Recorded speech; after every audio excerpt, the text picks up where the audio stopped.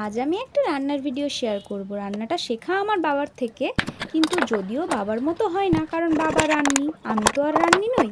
তো যেই পদ্ধতিতে রান্নাটা আমাকে শিখিয়েছে, রান্নাটা হয়ে যায় ঝটপট আর খেতে হয় সুস্বাদু। একে একে আমি আলু, পেঁয়াজ, লঙ্কা, টমেটো, আদা রসুন বাটা আর আদা রসুনের সাথে একটু গোটা জিরে বেটে নিয়েছিলাম। এবার মাংসগুলো ধুয়ে মাংস ম্যারিনেটের পালা। মাংস ম্যারিনেটে দিয়েছিলাম 3-4টে তেজপাতা, পেঁয়াজ কুচি, আদা রসুন, গোটা জিরে বাটা, টমেটো, কাঁচা লঙ্কা 3-4টে আর নানা রকম মশলা।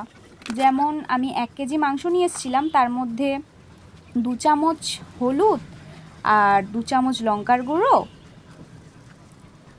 আর 3 চামচ আর একটু সামান্য মতো নুন আর অল্প একটু ওপর দিয়ে চিনি ছড়িয়ে দিয়েছিলাম। আর সামান্য একটু তেল দিয়ে ম্যারিনেটটা করে এই মাংসটা যদি 20-25 মিনিট রাখা হয়, মাংসটা অত্যন্ত সুস্বাদু হয়, খুব রিচও হয় না মাংসটা। সেই মতো আমি ম্যারিনেট করে রেখে দিয়েছিলাম। কড়াইয়ে তেল গরম করে আলুগুলো ভেজে নিচ্ছিলাম। আলুগুলো ভাজার সময় একটু নুন আর ওপর দিয়ে হলুদ দিয়ে একটু আলুগুলো হালকা ভেজে নিয়েছিলাম।